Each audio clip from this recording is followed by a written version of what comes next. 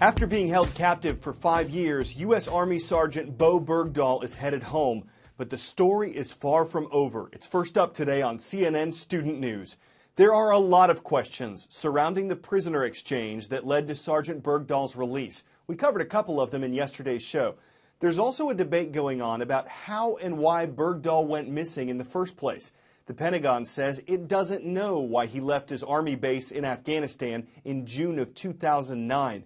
But some soldiers in Bergdahl's platoon say he deserted and that at least 6 U.S. troops were killed while looking for him.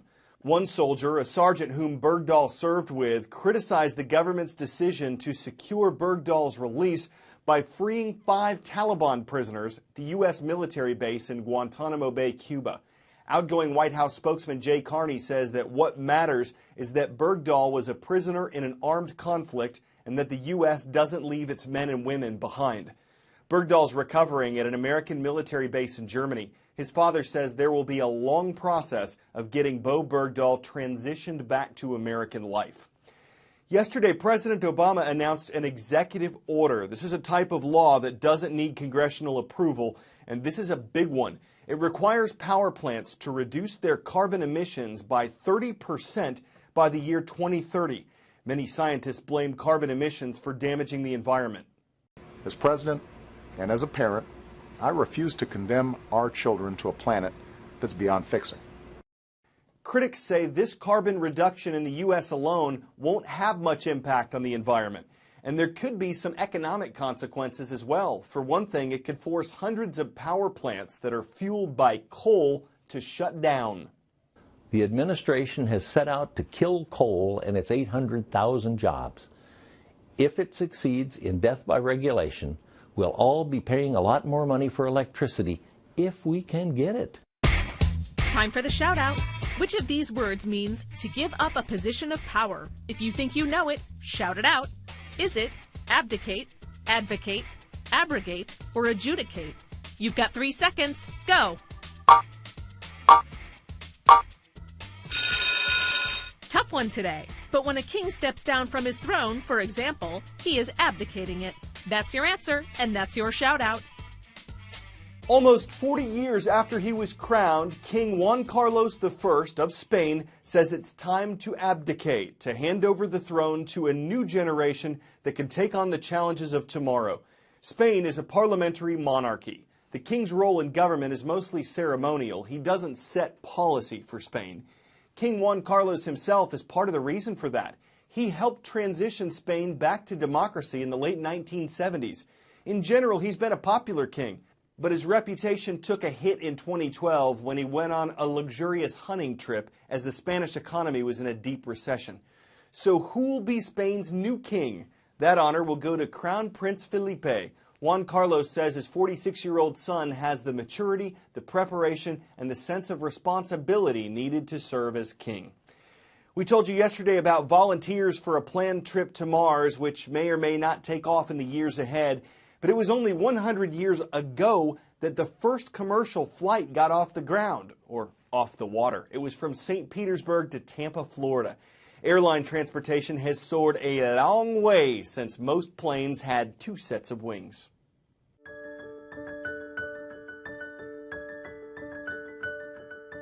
It all started with a 23-minute flight in a flying boat across Tampa Bay, Florida in 1914.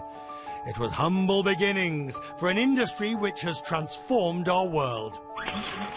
Then the mayor of St. Petersburg paid $400, worth $9,000 in today's money, for the privilege of becoming the world's first paying passenger. Scheduled commercial flights were born. What the Wright brothers started, others continued. Alcock and Brown, the Gypsy Moth. These are the machines that helped create an industry which today is worth trillions of dollars. Think about it. 8 million of us each day get on a plane and take to the skies. Some 3 billion journeys were taken last year. And with those trips went the hopes and dreams of deals to be done, families to be reunited, ambitions to be realized.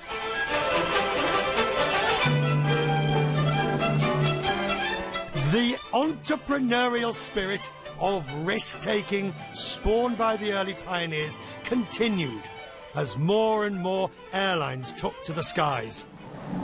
Pan American World Airways blazed a trail across the Atlantic with jet aircraft and trumpeting service. A new concept in air transportation. The travail has been taken out of travel. A smooth ride for passengers it might have been, but for the airline, the concept of risk and reward eventually went into reverse. Pan Am couldn't survive. The industry has suffered as much turbulence in the pocket as it has in the air. American Airlines is another example of risk and reward. Doing what it does best wasn't enough to keep American from bankruptcy, and it was the last major US carrier to merge with US Airways. Aviation has always been at the heart of big dreams. Today's mechanical birds are a century away from that airboat which crossed Tampa Bay. But there's one thing that everyone still shares. They balance the risk and the rewards.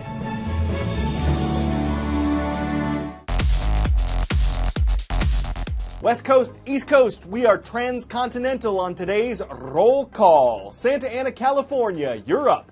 It's the Grizzlies of Godinez Fundamental High School leading off today's roll. We'll make a stop in the Arizona capital where we found another kind of bear. The Bruins are stalking CNN student news from Trevor G. Brown High School in Phoenix. And still on four legs, it's the Tigers of Ipswich, Massachusetts wrapping things up today. Thanks for watching at Ipswich Middle School. All right, now we're headed to a high school in Virginia, Centerville High School, home of the Wildcats in Clifton. One 17-year-old student there got an incredible surprise last week. It was part of an invitation to prom, and you can see there were RG3 reasons why he couldn't say no. Centerville High School served as the backdrop Thursday for a dramatic lacrosse playoff showdown. But the emotion of this night involved a student who cannot take the field, but is universally admired for his determination. We try to keep Juwan into the mainstream in school. 17-year-old Juwan Espinal, despite being nonverbal due to cerebral palsy, has a large circle of friends. One of them did the extraordinary. So he had no clue what was going to happen today. To make him feel ordinary. We're not to Juwan yet. The people hiding behind this banner lured Juwan to the game for a remarkable surprise. It reads, "I know I'm not as cool as RG3, but will you go to the prom with me?" Who is that right there? And out popped the Washington Redskins star quarterback, RG3, Juwan's favorite player, who came to help classmate Morgan Assell ask her friend the big question. Juwan, will you be my prom date? Juwan, who can say yes or no, of course, said yes, and then was thrilled Juwan, you gotta say cheese. to take selfie after selfie with one of his heroes. You can tell he's filled with life.